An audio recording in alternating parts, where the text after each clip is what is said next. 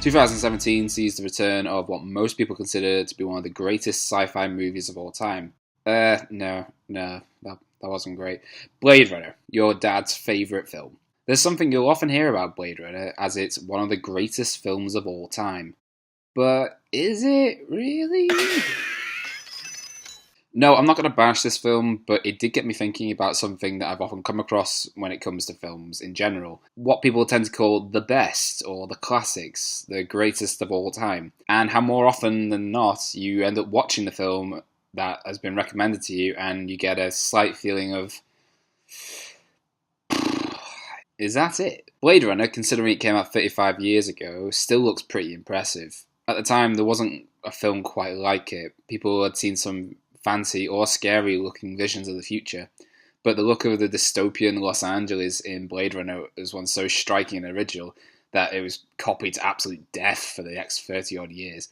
The use of early computer effects along with massive set design and miniature models still leave an impression. I mean, we should really use more of these guys. This looks way better than this.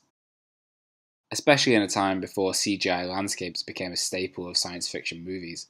But looking past the actual look of Blade Runner, how does the story itself hold up? Well, short version, it doesn't really. Sure, there's the God knows how many different cuts of the film with the unicorn or ambiguous ending, but beyond the age-old is Deckard a replicant conundrum, there's little that I find really stands out. Not to say that I don't like this film. I do. No, wait, come back! But I always find myself focusing way more on the visuals than what's actually happening. For every tears in the rain epic kind of moment, there's about 5 scenes of Harrison Ford looking at a computer. Harrison Ford discussing what makes a human human, and whether Sean Young is a human or not. Okay. Bad joke. I made a bad joke. You're not a replicant. Go home. Okay? No, really. I'm sorry. Go home. Chemistry! Harrison Ford doing whatever this voice was supposed to be. Excuse me, Miss Salome, can I talk to you for a minute? I'm from the American Federation of Variety Artists. And lines like this. Leon, how old am I? I don't know. Wake up. Time to die. The whole middle of this film goes so slowly, it's almost like a trance, helped of course by the trippy music, but only really kicks up a gear in the third act with a good dosage of eye squishing, finger breaking, and head smashing. You better get it up. I'm gonna have to kill you.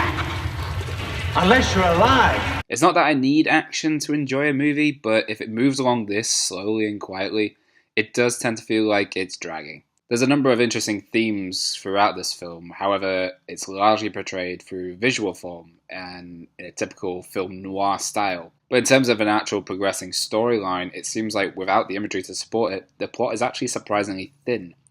In fact, the most memorable quote in the whole movie was apparently nearly entirely improvised by Rutger Hauer. All those moments will be lost in time, like tears in rain. I know I'm simplifying here, but it does lead me to my main issue. Visuals versus story. Do the very best films that people consider classics really deliver on both? Or are they working against each other? Themes and questions posed to the audience are one thing, but they're often presented through the visual medium. Do visuals alone carry the story, or do they sometimes outshine it? Obviously there's films that don't age well in terms of their technical achievements, whether it be puppetry or CGI. Visuals can leave their mark in your memory, whether it's something shocking or simply that you've never seen before. But obviously as time goes on, it gets harder and harder to create something truly original. Almost everything we see now features elements of an existing property. How many times have we seen a movie being advertised and it's been, well, here's an example from Inception. It's James Bond meets The Matrix. Okay, guess I'll go and watch The Matrix then. There's nothing quite like it. Are you sure about that? If we don't fully recognise a film straight away these days, the marketing department immediately throws in references to other films, or rather the most popular or successful films. Wait, what even is this? In an attempt to try and remind you of something that you've previously enjoyed, or hoping that you'll like this movie based purely on that knowledge. Unless a film can promise to show you something that I've never seen before, or something really gripping or interesting story-wise, or a different kind of setting, it's getting really hard to try and grab my attention these days. Hollywood has taken the arguably easier route of brand recognition. That's why I have remakes, reboots, overdue sequels, prequels. They rely on your memory of an existing property and attempt to lure you in with the same thing with minor improvements. That's why the remakes of the recent Ben-Hur or Poltergeist films did so poorly. It's because we've already seen this before. You're not showing us anything new. Sure, the visuals are upgraded, but you're not showing us anything that we haven't seen already. We're watching the same film all over again. So why not just go and watch the old one? The remakes that work recently are the ones that try to improve on the story of the originals, or take the existing premise and do something completely different. Recent examples of this include the recent Planet of the Apes movies and maybe even Jurassic World. I know that's a sore subject for some, but I loved it! But the films we remember are often the stories that we remember. Put it this way, if you buy an old car, you give it a nice shiny new paint job, but at the end of it all, it's still an old car. There's always going to be a better model to drive. You always have your classics to enjoy, but don't tell me that this is the best car of all time. So whenever you see lists of what's been decided to be the greatest movies of all time, you're always going to see the same ones making an appearance. But you do have to question whether these films really deserve such a title. I've been told, or I've read so many times, there are certain films I need to see, the best of all time, the best coming-of-age film, the best gangster movie, the best horror film. But as films in themselves, I've often been disappointed when I've actually finally got round to watching them, unless they actually had a decent story to carry it. The Godfather, usually top of the best film lists, for the most part does have an engaging story, but as interesting as some of the parts are, I didn't think it at the end of the movie that, wow, that was the greatest film I've ever seen. Just because the Beatles brought in a particularly new type of music at the time doesn't make it the best band of all time.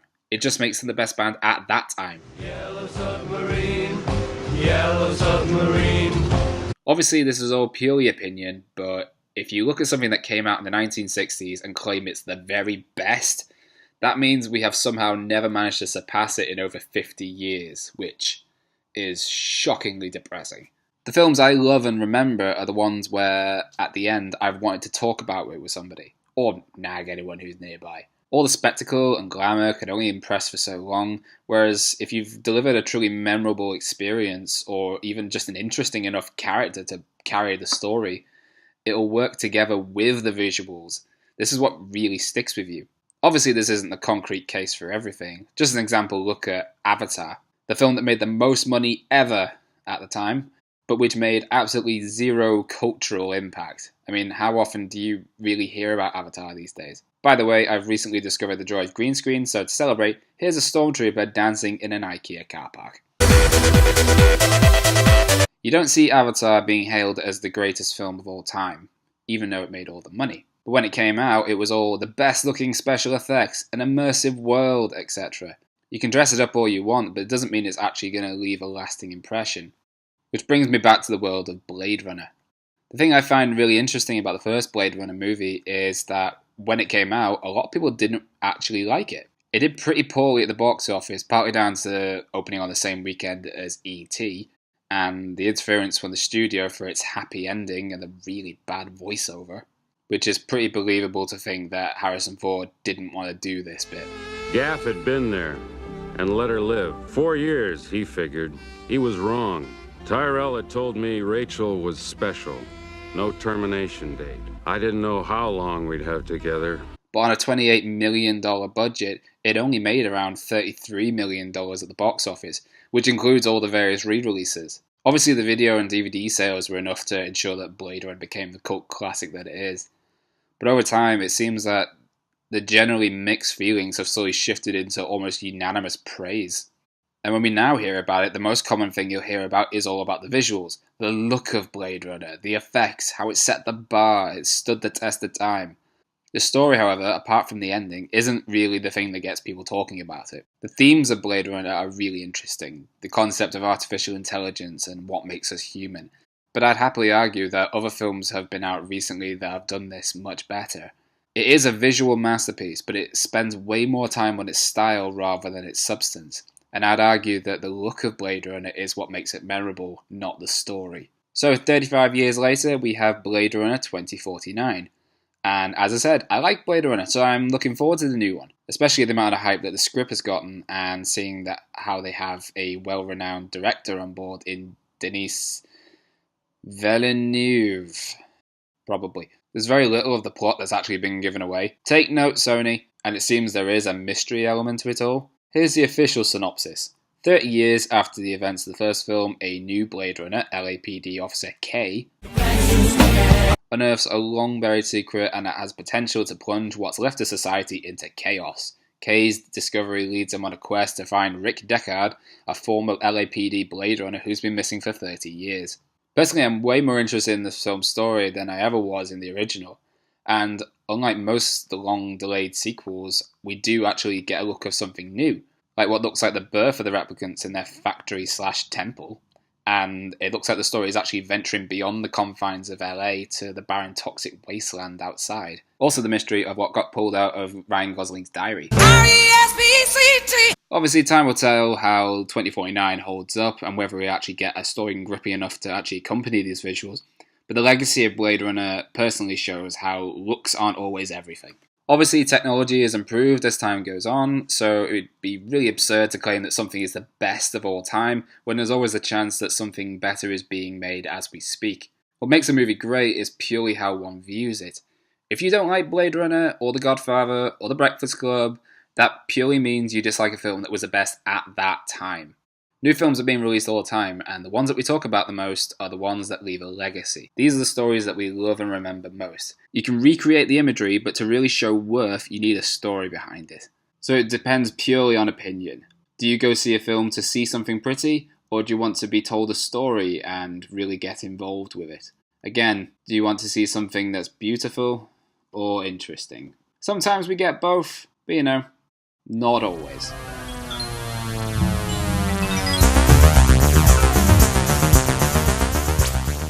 Hi guys, thanks for watching this little rant of mine. I'm trying to do a few more videos which are a bit more broad now in terms of themes, hopefully to get more people interested or get people talking, or just get views. If you like what you see, please like the video or subscribe or even follow me on Twitter or retweet the videos so more people will be seeing them. That would be great and dandy. Otherwise, have a nice day. Toodaloo.